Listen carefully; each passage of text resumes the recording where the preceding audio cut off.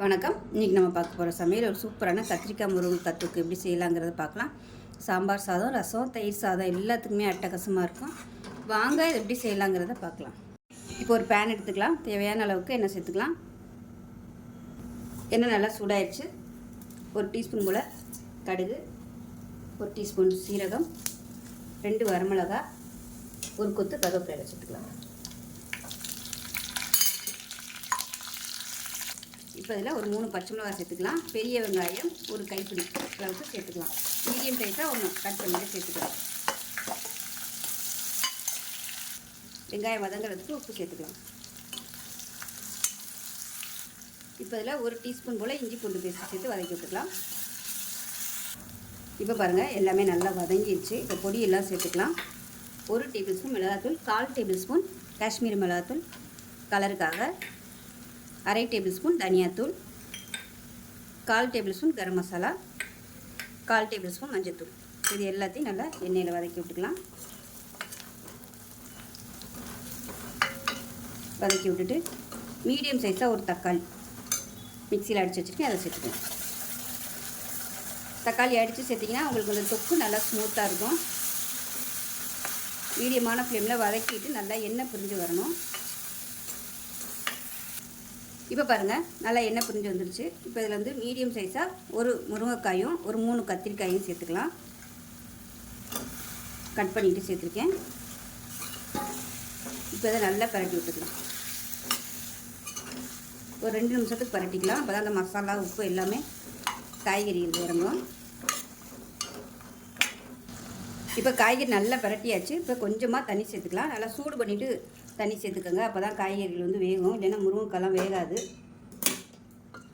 நல்லா கலந்து விட்டுட்டு கொதிக்கட்டும். இதுக்கு இடையில் ஒரு தேங்காய் பேஸ்ட் ரெடி பண்ணிக்கலாம்.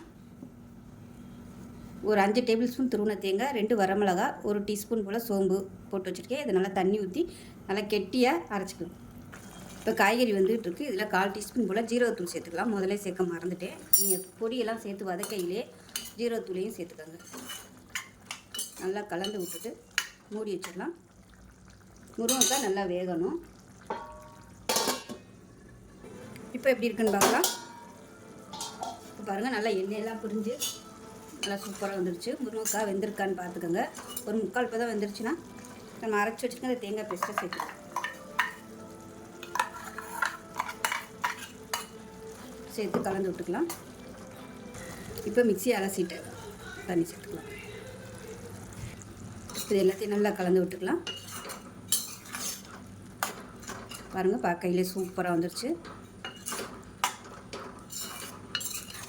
ரொம்ப திக்காக இருந்துச்சுன்னா கொஞ்சமாக தண்ணி சேர்த்துக்கோங்க. திருப்பி கொஞ்சம் கொதிக்க விடும்போது கரெக்டாக வந்துடும். இப்போ நான் லேசாக தண்ணி ஊற்றிக்கிறேன். சும்மா ஒரு 1 டேபிள் ஸ்பூன் போல் தண்ணி சேர்த்துக்கலாம். கலந்து விட்டுட்டு திருப்பி மூடி வச்சிடலாம். மீடியமான ஃப்ளேமில் வேகட்டும்.